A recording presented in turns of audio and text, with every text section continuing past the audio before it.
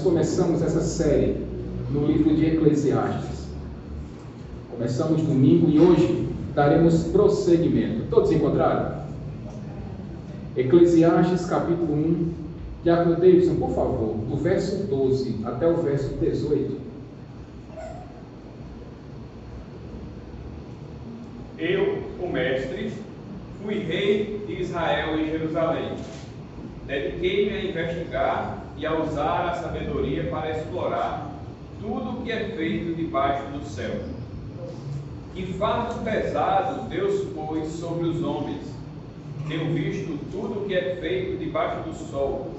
Tudo é inútil, é correr atrás do vento. O que é torto não pode ser endireitado. O que está faltando não pode ser contado. Fiquei pensando, eu me tornei famoso e ultrapassei em sabedoria todos os que governam Jerusalém antes de mim. De fato, adquiri muita sabedoria e conhecimento. Por isso, me esforcei para compreender a sabedoria, bem como a loucura e a insensatez. Mas aprendi que isso também é correr atrás do vento. Pois quanto maior a sabedoria, maior o sofrimento. E quanto maior o conhecimento, maior o desgosto. Ora por nós, por favor. Senhor Deus, te agradecemos, Pai, por mais um dia que estamos aqui na tua casa para engrandecer o teu nome, os louvores que foram ministrados a ti, Senhor. Tudo que fizemos até agora, Pai, foi para te adorar e para dizer que tu és grande. Senhor, continua a falar às nossas vidas, aos nossos corações. Fala através da tua palavra e usa o teu filho, Senhor, o pastor, o anjo da igreja, para falar através dele aos nossos corações e nossas vidas. Amém. Podem sentar, irmãos. Vocês se lembram que domingo passado, o rei Salomão, o homem mais sábio de sua terra, disse uma frase, meus irmãos, que foi emblemática para nós naquela noite, a noite do domingo passado. Ele disse que no final das contas, tudo é inutilidade. Inutilidade, que grande inutilidade, disse o mestre. Nada faz sentido. Ele começou a dizer isso, meus irmãos, porque o rei Salomão ficou procurando o sentido da vida debaixo do sol, ou seja, na realidade nua e crua desse mundo. Salomão passou toda uma vida em busca desse sentido para a vida, e no final das contas, sabe qual foi a conclusão dele?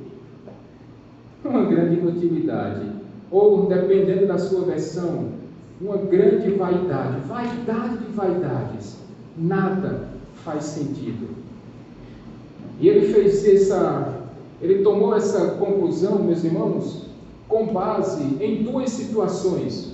Primeiro, pela experiência humana, e segundo, pela história mesmo. Quando ele tirou essa conclusão pelo conhecimento humano, falando talvez legislando em causa própria, ele fez uma pergunta intrigante para a gente naquela noite. O que ganha o homem com todo o seu trabalho, com todo o seu esforço debaixo do sol? O que é que o homem tem ganho com todo o trabalho da sua vida? Inclusive ele disse, olha, vocês jovens, vocês vão passar por isso também, viu? Vocês vão passar pela mesma coisinha que os mais velhos que já passaram. E vocês vão descobrir, olha, vocês vão entender também que as coisas não mudam. Ele deu até o exemplo do sol, do vento e dos rios. E a pergunta foi, o sol se põe e o sol nasce todos os dias, desde que o mundo é mundo, isso mudou? Desde que Deus criou o mundo, isso mudou? Todos os dias, o sol nasce e o sol se põe. Todos os dias, todos os dias, todos os dias. Ele fala também sobre o vento. O vento vai, o vento vem. Alguém sabe de onde o vento vem, para onde ele vai? Mas você nem consegue pegá-lo. Você não consegue vê-lo. Mas você sente. Quando ele passa por você, quando ele refresca você, mas você não sabe de onde ele vem, tampouco para onde ele vai. E os rios? Os rios, todos os dias, estão desaguando no mar. Mas você já viu o nívelzinho do mar, dizendo, olha, não cabe mais uma gota de água aqui. Se chover mais um pouquinho, ou se entrar mais um copo d'água do rio, transborda tudo. Alguém já viu? E nem vai ver. E nem vai ver. Tanto que Salomão vai dizer, gente, isso tudo é uma grande canseira. Isso tudo é uma grande canseira. Ele vai dizer também, olhando para a história, ele vai dizer, alguém já viu uma coisa nova ser criada? Que aquilo que você pensa que é novo, já existia. Eu dei lá o exemplo da lâmpada. O inventor da lâmpada fez lá a lâmpada incandescente. Imagina se Thomas Edison chegasse hoje e ele olhasse para um refletor daquele do almedão ali. Ou se ele olhasse para o farol do carro, Flaviano, todo LED, que chega dói no olho para vocês que enxergam. Para mim que não enxergo, dói também. Quando bate aquela luz no olho assim, a vontade que deve fechar. Ou mais do que isso, imagine Graham Bell, inventor do telefone, aquele que rodar no dedinho.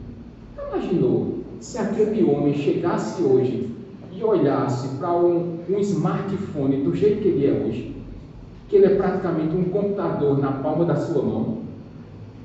O espanto, Danilo, daquele homem. Agora vocês imaginem o inventor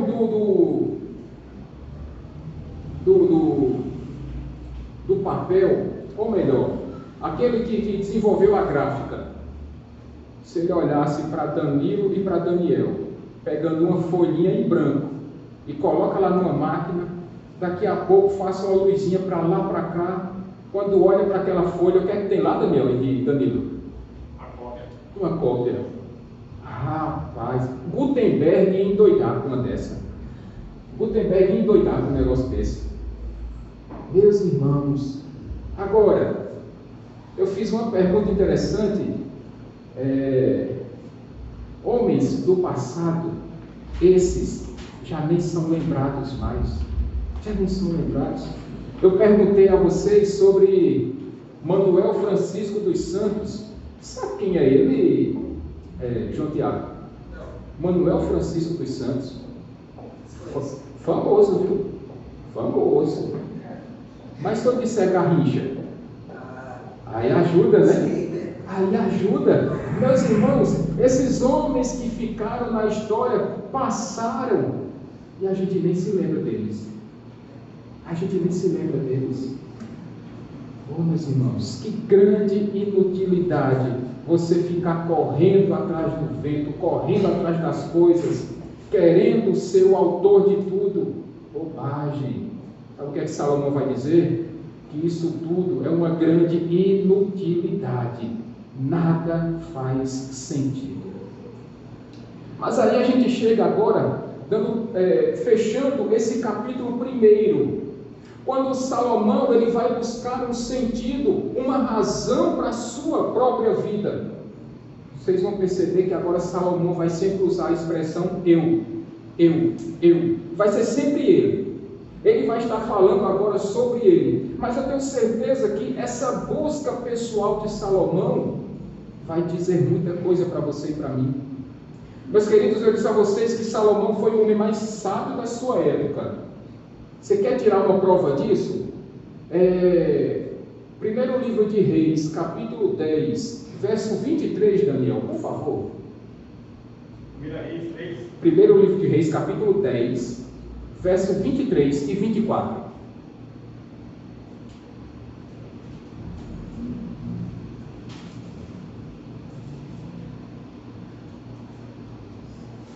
O rei Salomão era o mais rico e o mais sábio de todos os reis da terra. Gente de todo mundo pedia audiência a Salomão para ouvir a sabedoria que Deus lhe tinha dado. Meus irmãos, Salomão, ele era o homem mais sábio da sua época. Todos os reis do mundo, daquele mundo conhecido, iam em busca de Salomão para saber, para ouvir a sabedoria que Deus havia dado, viu? A sabedoria de Salomão foi Deus que deu para ele. Mas acontece que essa sabedoria, Salomão, uma vez que ele recebeu de Deus, ele começou a desenvolver essa sabedoria. Certamente Salomão leu muitos livros, muitos. Salomão tinha um vasto linguajar, palavras rebuscadas, mesmo assim, palavras tranquilas para quem não soubesse, não conhecesse. Salomão, por exemplo, escreveu boa parte do livro de Provérbios. Salomão escreveu o livro do Cântico dos Cânticos, ou Cantares de Salomão. Foi Salomão também que escreveu esse livro de Eclesiastes. Foi Salomão também que escreveu o Salmo 72 e o Salmo 127. Mais de 3.000 provérbios, meus irmãos, que Salomão escreveu. Um homem profundamente sábio, conhecedor das palavras, mas ainda assim com todo o seu conhecimento humano. Qual é a conclusão de Salomão? Que nada disso faz sentido. Salomão não conseguiu achar uma razão para a sua existência. Salomão não conseguiu achar um significado para a sua vida nesta sabedoria humana que ele começou a desenvolver através dos livros, através de conversas com pessoas muito inteligentes também. A grande definição, no final das contas, de Salomão é: olha, todo o conhecimento humano adquirido, se for para buscar um sentido para a sua existência, sabe o que é que vai acontecer? Nada, porque isso é inútil. Isso é intrigante, meus irmãos, porque se nós escutássemos uma palavra dessa de uma pessoa comum, a gente poderia dizer: mas porque você não sabe de tudo, você não tem um grande conhecimento intelectual. Mas Salomão tinha. E mesmo com todo esse conhecimento intelectual, ele vai dizer: olha, não adiantou de nada, não valeu de nada, continuo aqui na estaca zero, no ponto zero. Ele investigou, sim, meus irmãos, muita coisa.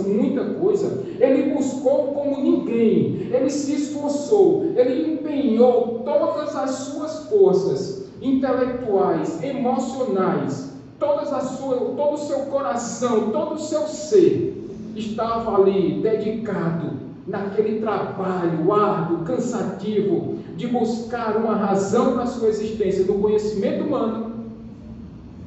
E depois de um longo período de pesquisas, de estudos, Salomão vai nos dar aqui nessa noite 3 conclusões do que ele entendeu acerca do conhecimento humano. 3 conclusões, meus irmãos, que eu queria que você também carregasse isso para a sua vida a partir de hoje.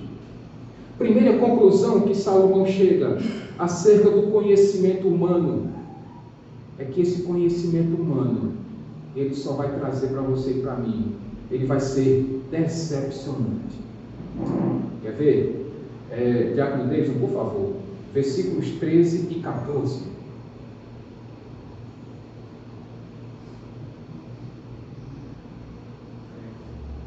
Dediquei-me a investigar e a usar a sabedoria para explorar tudo o que é feito debaixo do céu. Que fardo pesado Deus pôs sobre os homens. Tenho visto tudo o que é feito debaixo do sol, tudo é inútil, é correr atrás do vento. Salomão dedicou todas as suas forças. Ele disse que se dedicou a estudar, a investigar, a explorar todas as atividades humanas debaixo do céu. Você tem noção do que é isso, meus irmãos? Imagine um homem pegar toda uma vida, todo um esforço para tentar entender tudo o que acontece, todas as atividades que o homem faz debaixo do céu, nesta vida. Salomão tentou, e Salomão pesquisou, e Salomão investigou, e Salomão explorou. É como se ele pegasse, meus irmãos, é como se ele levantasse um grande leque, com todos os sistemas humanos possíveis e imagináveis, e ele abrisse no chão do seu reino, e ele dissesse: a partir de agora, eu vou investigar de um por um. Não é um ou outro, são todas as atividades humanas. E não é só aquela pesquisazinha que a gente coloca lá no Google, quem era Salomão? Aí vai lá dizer: Salomão é filho de Davi, Salomão foi rei de Israel, e Salomão foi o homem mais inteligente do mundo. Pronto.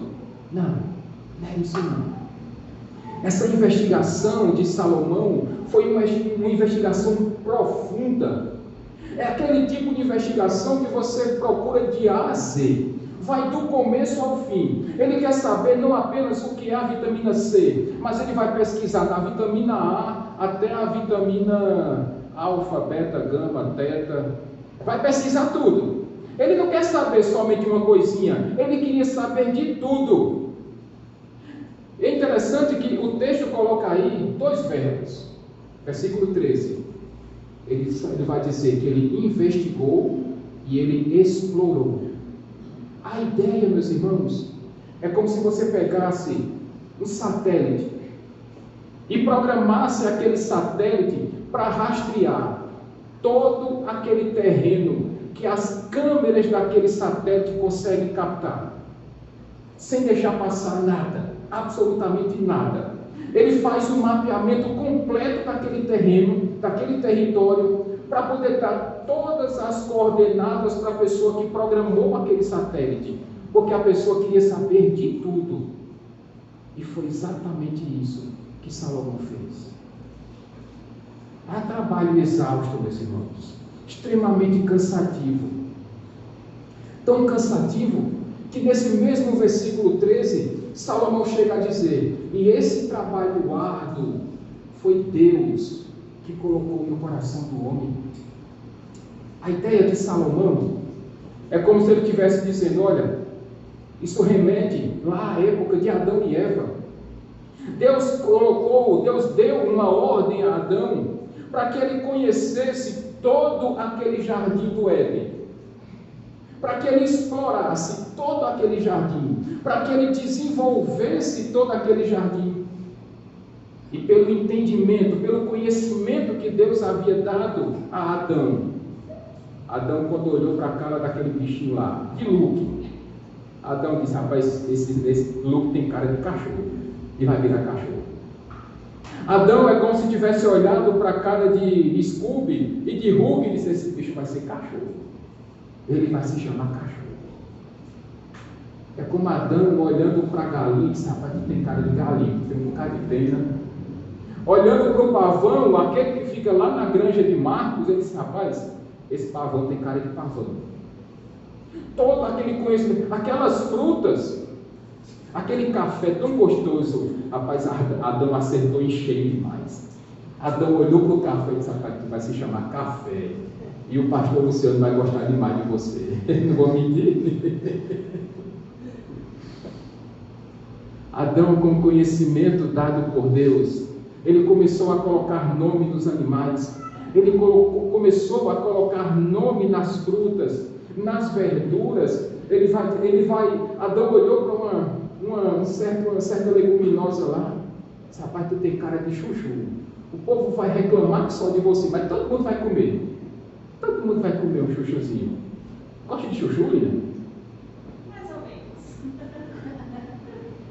Quem não gosta de chuchu aqui, gente? Eu. Jesus, olha. Deixa eu reprogramar. Fala: olha, Adão, tu vai botar o nome desse bicho de chuchu, e nem todo mundo vai gostar desse negócio. A grande pergunta, e mais, ali a cereja do bolo, Lena e Alberto. Adão olhou para aquela mulher que Deus acabara de fazer, tirando a costela dele, e quando Adão olhou, disse: rapaz, tu vai ser chamada de mulher, Ixá, porque do Ish foi tirado, porque do homem foi tirado. E depois Adão colocou o nome dela de Eva. Meus irmãos, a grande pergunta que eu quero fazer para os irmãos: todo esse conhecimento foi bom para Adão? Foi tranquilo para Adão? Sossegado demais? Aquela brisazinha foi tranquila para Adão? Antes da queda, até foi. O problema, meus irmãos, é que veio a queda. E Adão desobedeceu a única ordem que Deus havia dado a ele. E todo aquele conhecimento, não valeu mais de nada. Porque esse mesmo Adão que havia dado nome aos animais, agora viu sua própria esposa conversando com a cobra. Meu Jesus. Rapaz, quando você vê um animal conversando com você, corra, não fique esperando para ver o que é que ele vai dizer a você, não. Lena, no dia que você se acordar e Luke disser, bom dia, Lena, corra, viu? Corra, viu? Corra, não fique perto não, o negócio está meio doido.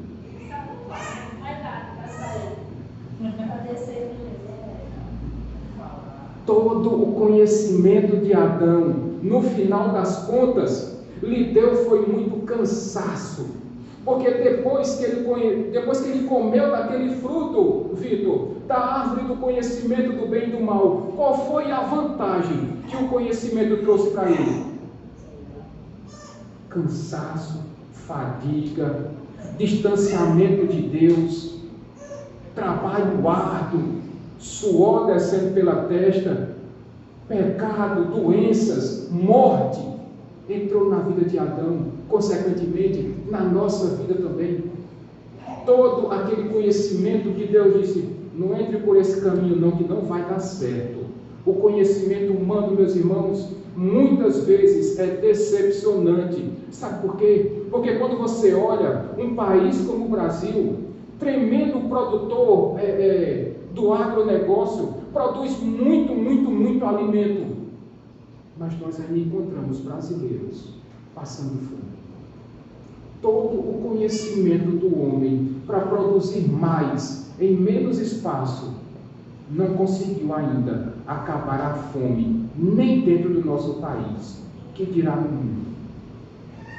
Todo esse conhecimento humano é decepcionante, meus irmãos.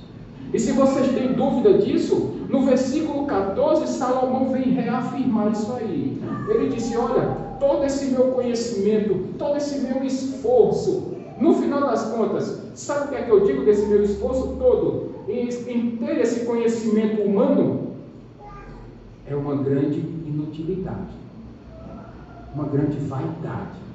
É correr atrás de quê? Do vento.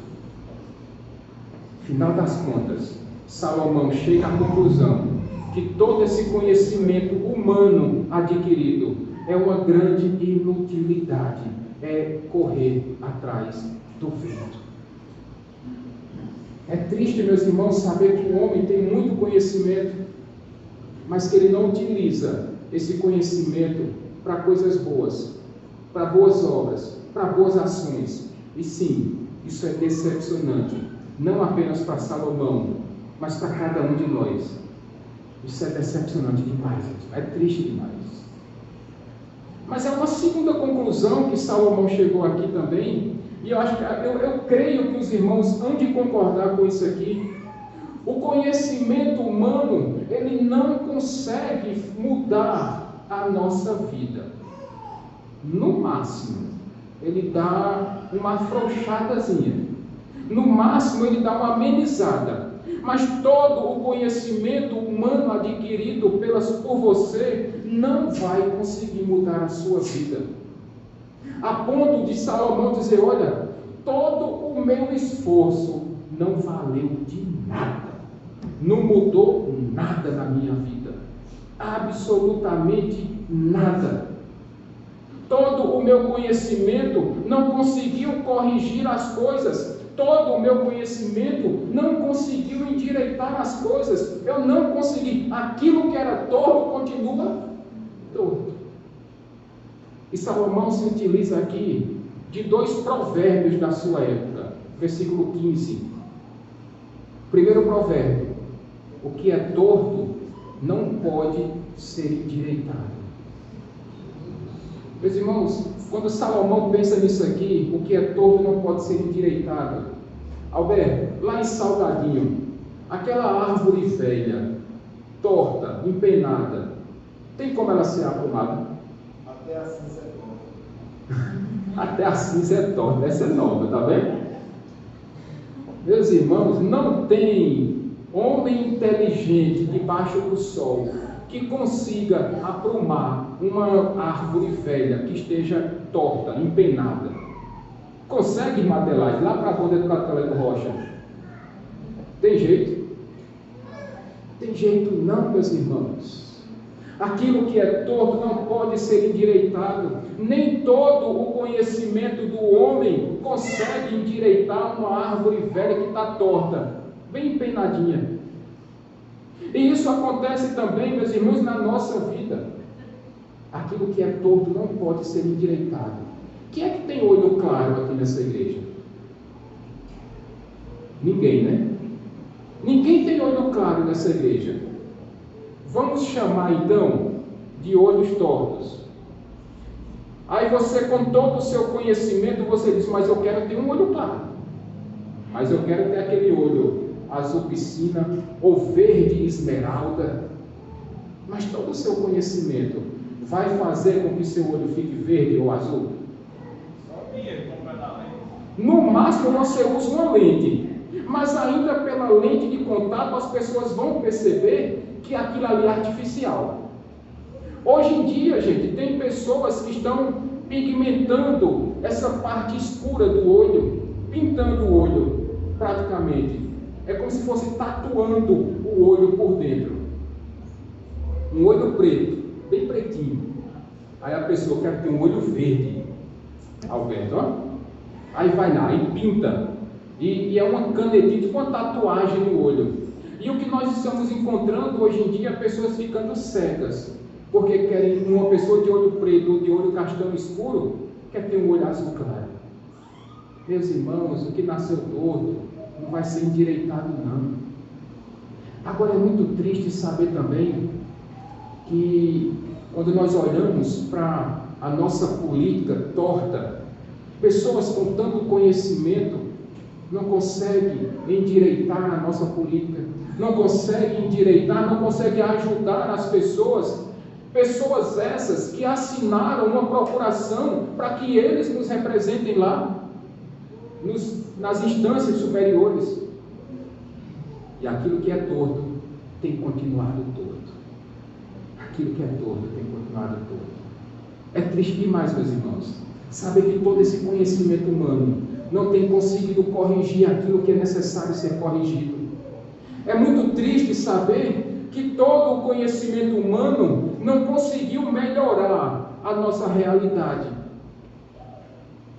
Salomão também utiliza aqui nesse versículo 15, um segundo provérbio: aquilo que está faltando não pode ser contado. Ele usa uma linguagem comercial. Exemplo, você vai para o supermercado, você não tem R$1 no bolso, você vai fazer feira com o quê? Porque se você não tem, como é que você vai contar as mercadorias para colocar no carrinho, se você não tem dinheiro? Se você não tem condições, já dizia o povo de antigamente que nada não pode ser dividido para dois. Então, se vocês forem casar, Vitor, Thomas, João Tiago, olha aí, a casa com uma mulher mais pobre, qual o prejuízo? Aí divide nada para dois. É problema, viu? É problema. É complicado, viu?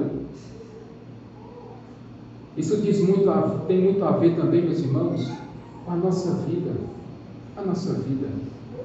Às vezes as pessoas ficam: rapaz, se eu tivesse feito, se eu tivesse ido, se eu tivesse falado, se eu tivesse feito muitos amigos, dia de domingo eu teria companhia para ir para a igreja.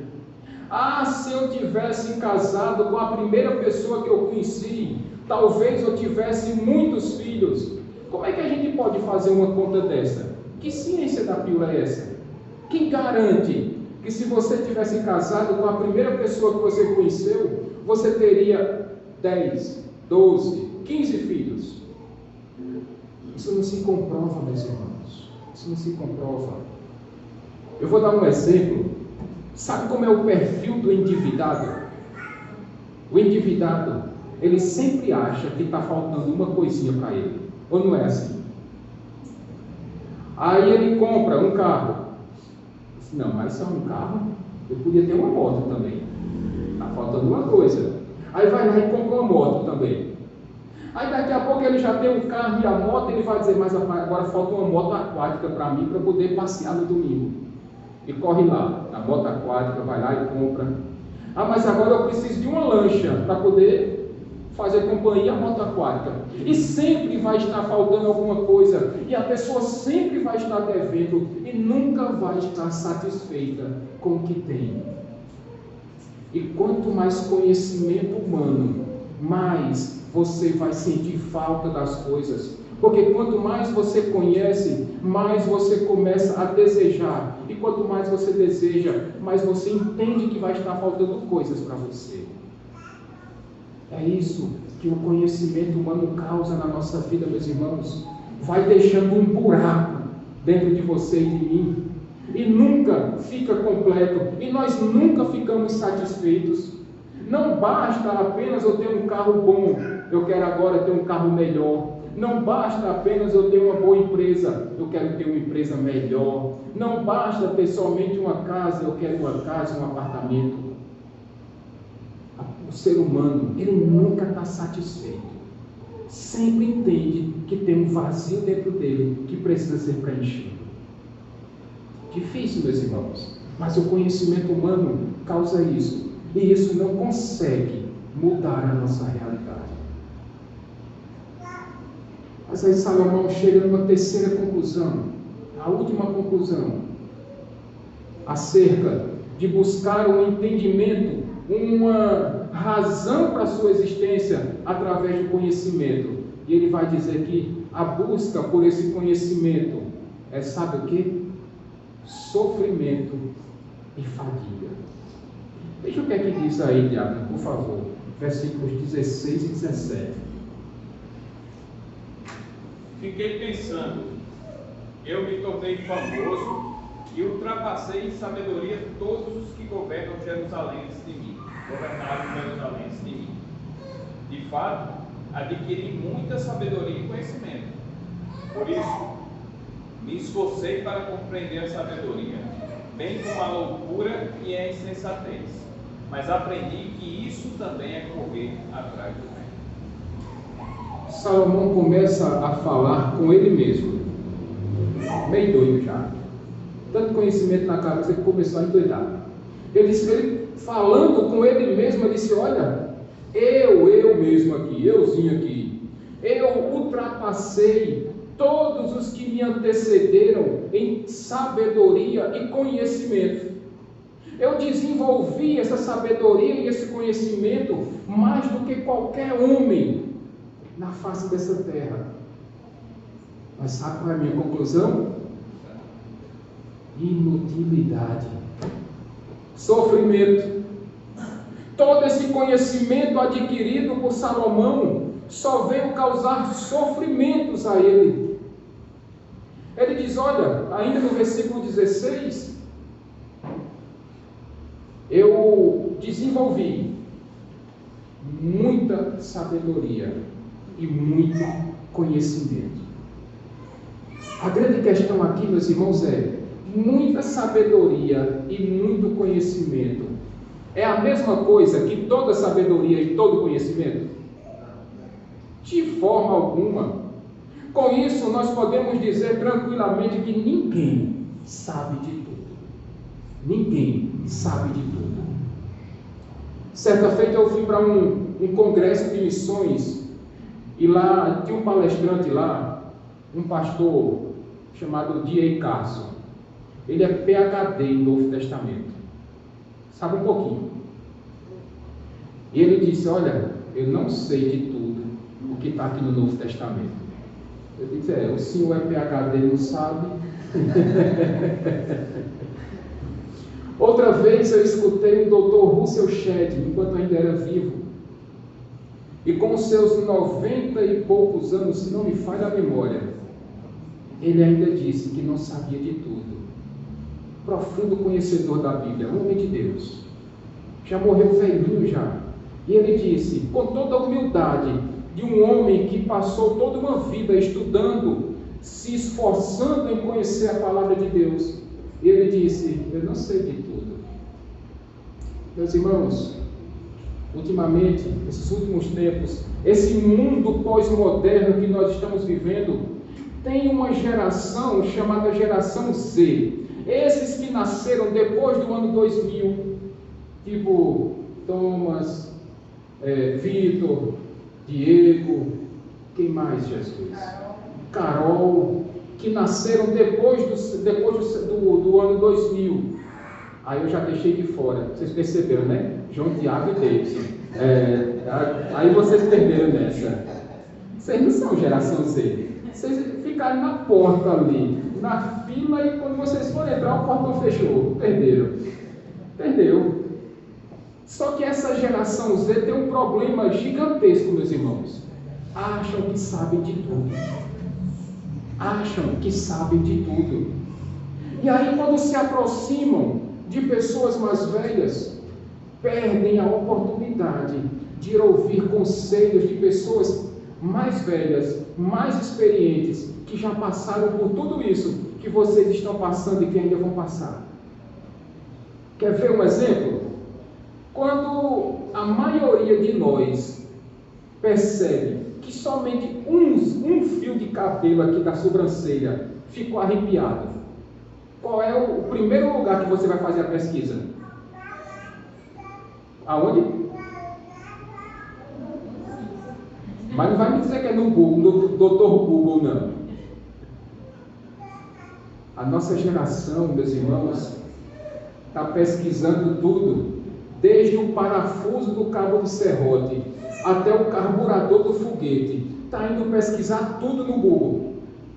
Aí se tornam especialistas de coisa nenhuma. Vou dar outro exemplo. Irmã Adelaide, quantos filhos que a senhora teve? 3. Irmã Dorinha? 4. Cícera teve 1. Lusa? 3. Lena? 2. Vou parar por aqui, tá bom. Lina teve 1. É isso mesmo. Carol está tendo 1. Por enquanto. Meu sonho é que ela tenha agora só de 2 em 2, feito seja de basquete.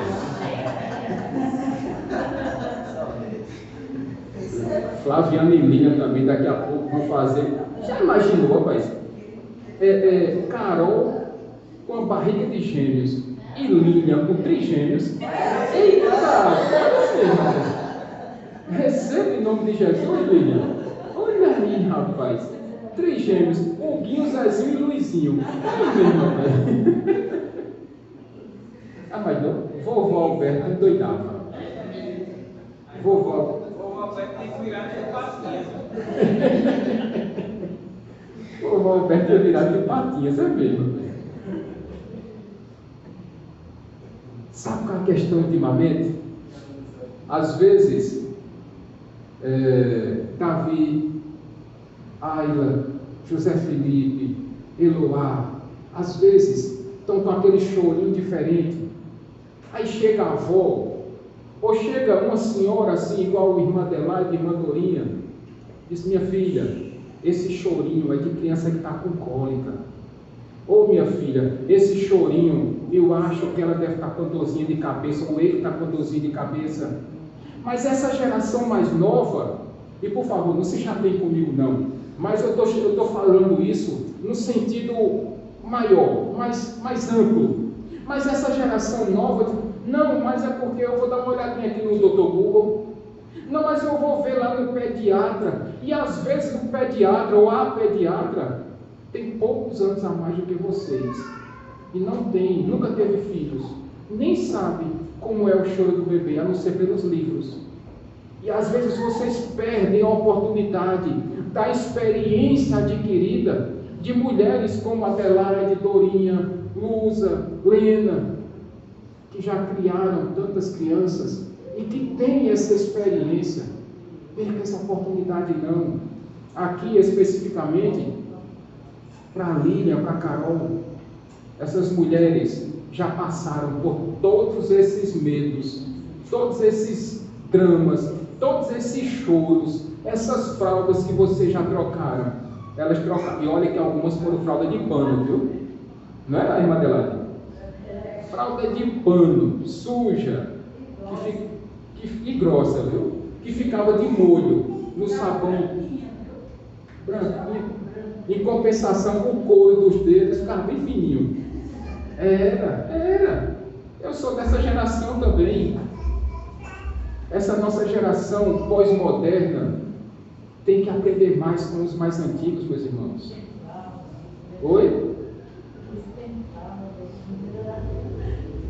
Tem que aprender com os mais antigos, porque na experiência há muitos ensinamentos também. Há muitos ensinamentos. Mas aí, seguindo, toda essa pesquisa, todo esse conhecimento de Salomão, e meus irmãos, versículo 17, Salomão, esse rei, ele tão aprofundado que foi nesse conhecimento humano, que ele foi aos dois extremos. Ele disse que levou a sério, muito a fundo, o conhecimento que ele foi da sabedoria no extremo, a insensatez no outro extremo. Ele foi de uma ponta a outra. Em busca desse conhecimento, ele foi da sabedoria à loucura. Ele foi do mais sábio ao mais louco. E sabe qual foi a conclusão dele? Que isso também é correr atrás do vento. Sabe aquele cachorro que fica correndo atrás do rabo? Scooby faz isso? Consegue pegar?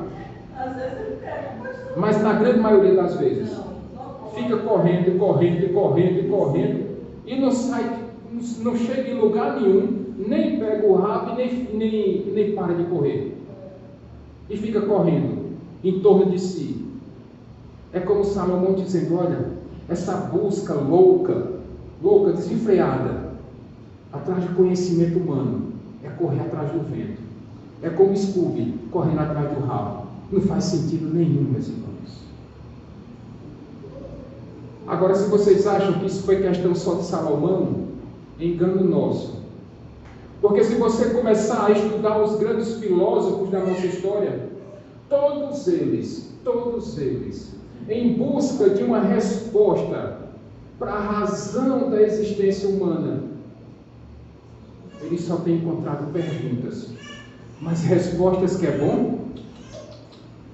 Esses homens estão se fadigaram e continuam se fadigando em busca de um sentido para a existência humana, mas nenhum deles chega em lugar nenhum. Não acham essa resposta. Sabe por quê? Porque essa resposta não existe. Se você procurar a resposta, se você buscar alegria para a sua vida, se o conhecimento for o único propósito da sua vida, Salomão está dizendo que você está correndo atrás do vento. Está igual a Scooby, correndo atrás do rabo. Você não vai chegar em lugar nenhum. E vai viver uma vida de sofrimento e de tristeza, de sofrimento e de dor. E, meus irmãos, eu não poderia finalizar a mensagem dessa noite sem trazer pelo menos duas aplicações para você e para mim nessa noite. A primeira, aliás, é que, antes da conclusão, versículo 18, Salomão vai utilizar dois provérbios para chegar nessa conclusão dele, de que é correr atrás do vento, essa busca pelo conhecimento. Ele vai dizer que todo conhecimento, toda sabedoria só causa em você e em mim sofrimento. E todo o conhecimento só vai causar para você e para mim enfado. Você pode até tentar, mas sabendo que você só vai ter sofrimento, que você só vai ter enfado. Porque, meus irmãos, quanto mais você conhece, mais você sofre. Quer um exemplo? Quem é habilitado aqui na igreja? Agora, você que conhece as leis de trânsito, assim como daqui a pouco Daniel vai ser também, Aí você conhece as leis de trânsito. Aí você vê lá uma pessoa na rotatória parado. O que é que isso causa em você? Cuidado com a língua, viu?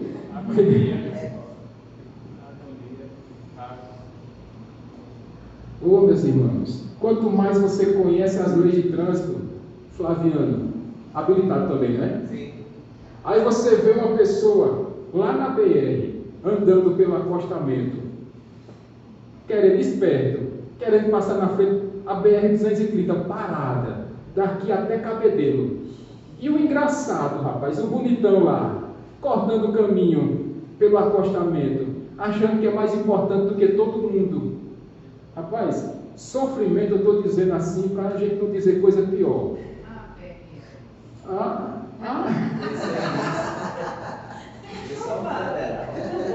A gente só pede uma coisa, não se machuque não, em nome de Jesus. Mas tem um encontro transformador com a PRF. Você não quer ser esperto demais? Tomar água de coco com o inspetor da PRF, para você sossegar a sua pressa. Todo esse nosso conhecimento, meus irmãos, só tem trazido muito enfado para a gente. Parece que a gente observa as coisas erradas, isso vai dando uma apatia no nosso coração. A gente vê que as coisas erradas acontecendo, e isso vai dando uma tristeza no nosso coração. E a gente vai vendo que aqueles que são responsáveis por fazer a nossa vida mais tranquila, estão piorando. Dói no coração saber que um médico que faz um juramento para salvar vidas é a favor da legalização do aborto. Dói no nosso coração, meus irmãos, saber que o marido ou a esposa jurou diante de Deus e dos homens que amaria o seu marido ou a sua esposa, que respeitaria o seu marido ou a sua esposa. E quando a gente vai ver, esse homem ou essa mulher está traindo, adulterando e quebrando o juramento que fez para o seu cônjuge. Dói no coração, meus irmãos, saber que pessoas roubam porque se acham no direito de tomar o que é dos outros. Dói no coração isso aí, meus irmãos. Isso causa sofrimento, isso causa tristeza, isso causa amargura muitas vezes. Mas agora sim, duas aplicações para nós finalizarmos esse trecho da busca de Salomão em busca de um sentido para a vida através do conhecimento humano. Sabe qual é a primeira aplicação? É que todo o conhecimento humano, todo o conhecimento adquirido através de um nível intelectual superior, Salomão vai dizer que isso é inútil, isso é vaidade, isso é correr atrás do vento. Salomão também não está dizendo não, meus irmãos, que é para você simplesmente ficar de pernas para cima e não estudar, e não se esforçar, e não fazer cursos de especialização, não. Porque esse mesmo Salomão disse no versículo 13 que foi Deus que colocou esse fato, esse desejo do homem de estar sempre estudando, sempre se qualificando, sempre conhecendo. Foi Deus que colocou isso no nosso coração. Mas o conhecimento humano não pode ser a razão final da nossa vida, não pode ser o sentido da nossa existência, porque afinal de contas, todo esse conhecimento humano, Salomão vai dizer que é decepcionante. Todo esse conhecimento humano, no final das contas, se transforma num fardo para o nosso coração. Todo esse conhecimento humano não vai fazer com que as coisas deixem de ser tortas. Todo esse conhecimento humano não vai fazer com que você consiga suprir aquela falta que existe, aquele vazio, aquele oco que existe dentro de você. Todo esse conhecimento humano não é capaz de aliviar o seu sofrimento, no máximo, ameniza. Todo esse conhecimento humano não vai tirar de você esse enfado, que é você saber coisas que trazem tristeza ao seu coração. Se conhecimento humano fosse suficiente, meus irmãos, aquelas bancas de intelectuais seria formada das pessoas mais felizes do mundo. E não é assim que funciona. Nós tivemos ali, durante o século XVII, o século XVIII, um movimento filosófico chamado Iluminismo. E esse movimento fazia com que as pessoas começassem a colocar a razão em primeiro lugar, o conhecimento humano em primeiro lugar. E sabe qual é o propósito disso? É pegar Deus e fazer assim. Tira Deus da história e coloca o conhecimento humano. Tira Deus da jogada e coloca o homem no centro da situação. Em outras palavras, uma das teses desse iluminismo, certamente os irmãos já escutaram, que somente a educação transforma a vida das pessoas. Vocês já ouviram isso? Pergunta: por que nós temos então tantos intelectuais ateus? E por que o grau de depressão nesse meio é tão alto? Se mesmo com tanto conhecimento humano, essas pessoas não conseguiram ainda encontrar uma razão para a sua existência. O objetivo desse movimento, meus irmãos, tão somente é tirar Deus da jogada e colocar o conhecimento humano como sendo um ídolo em nossos corações. No começo do século passado, aquele século que a maioria de nós nasceu, do começo dos anos 1900 para cá, começou-se então a dizer que se você qualificasse, se você instruísse o homem, então o mundo seria melhor. Essa era a ideia. Dê conhecimento, dê estudo ao homem, e vocês vão ver que o mundo vai melhorar. Resultado? Primeira Guerra Mundial em cima. Morte em cima de morte. Mas as pessoas disseram: não, isso foi um erro de percurso. Vamos dar mais conhecimento ao homem, e agora a paz vai reinar no mundo. Resultado? Segunda Guerra Mundial. E derrubou essa tese, meus irmãos. Não é o conhecimento que vai trazer paz ao mundo. Não é o conhecimento humano que vai fazer desse mundo melhor. Todo o conhecimento capacite o homem e ele vai se achar acima do bem e do mal. Coloque tudo nas costas do homem e você vai ver que o homem vai querer ser um Deus, o seu próprio Deus. E vai achar que pela força do braço ele vai conseguir alguma coisa. Você quer saber o que é o conhecimento do mundo? Pelas palavras de Tiago, o meio-irmão de Jesus? Irmão Daniel, Tiago capítulo 3, do verso 13 até o verso 16, por favor. Quem é sábio e sem entendimento entre vocês, e o demonstre por seu bom procedimento, mediante obras praticadas com a humildade e provém da sabedoria. Contudo, se vocês abrigam no coração inveja amarga e ambição egoísta, não se gloriem disso, nem neguem a verdade. Esse tipo de sabedoria não vem do céu, mas é terrena, não é espiritual e é demoníaca. Pois onde há inveja e ambição egoísta, aí há confusão e toda espécie de males. Amém. Você deixa aberto aí, por favor. Você viu o que Tiago disse, meus irmãos? A sabedoria terrena, ela é o quê? Demoníaca, meus irmãos. Ela gera inveja, ela gera raiva, ela gera confusão. Essa tal sabedoria humana, ela não tem acrescentado em coisas muito boas, não. Mas pelo contrário, segunda e última aplicação, se a sabedoria humana ela não é proveitosa para nossas vidas, por outro lado, a sabedoria do alto, a sabedoria acima do sol, porque essa debaixo do sol é terrena, mas a sabedoria acima do sol, veja o que é que vai dizer aí, irmão Daniel, no versículo 17. Mas a sabedoria que vem do alto é antes de tudo pura, depois pacífica, amável, compreensiva, cheia de misericórdia e de bons frutos, imparcial e sincera. Aleluia.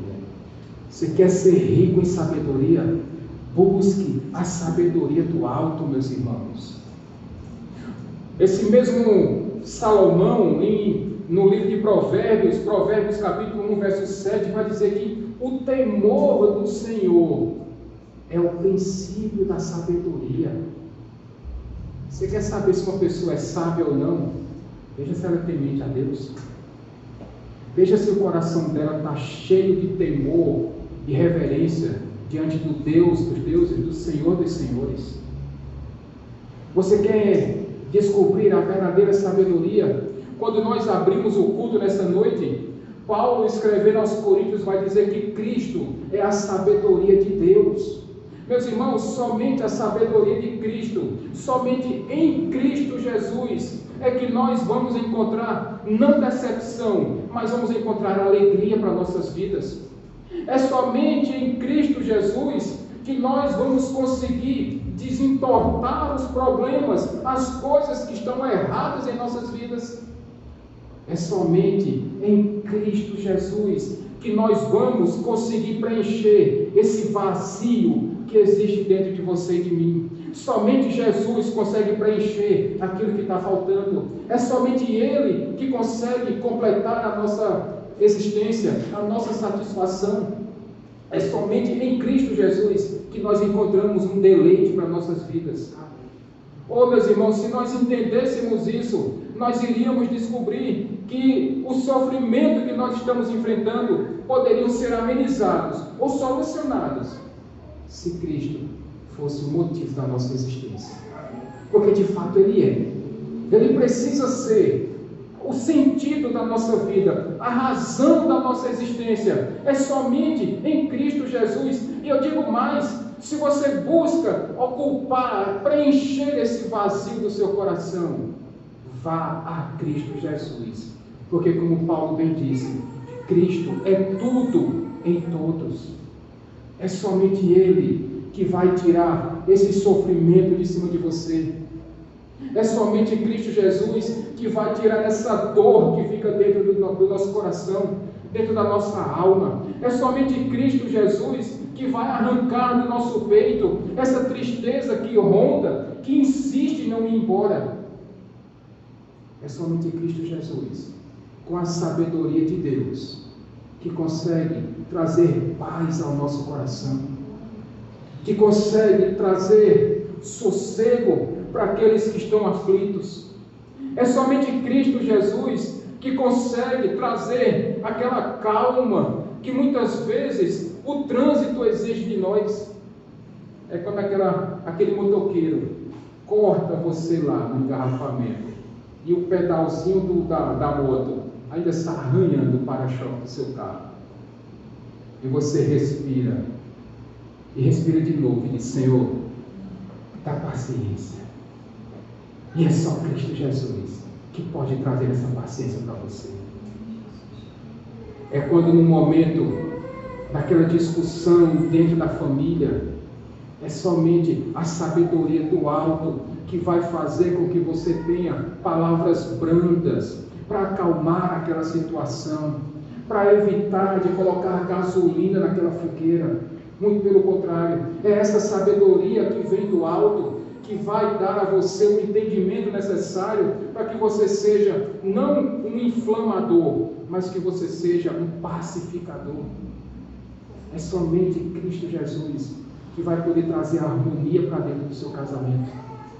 É somente Cristo Jesus que vai poder colocar aquela vontade dos nossos jovens andarem nos caminhos de Deus. É somente Cristo que pode solucionar, meus irmãos, definitivamente o maior drama de muitas pessoas, que é: qual é o sentido da minha vida? Aliás, eu escutei essa pergunta essa semana. Chegou uma mensagenzinha lá para mim: pastor, qual é o sentido da vida? Por que nós existimos? E eu repito: Deus fez a você e a mim para que nós nos gloriemos nele e nos alegremos nele.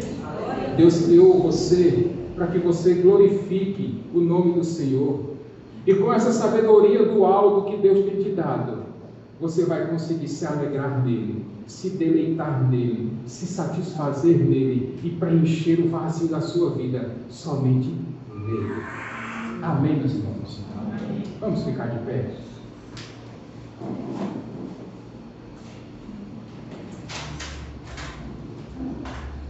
Enquanto os elementos da ceia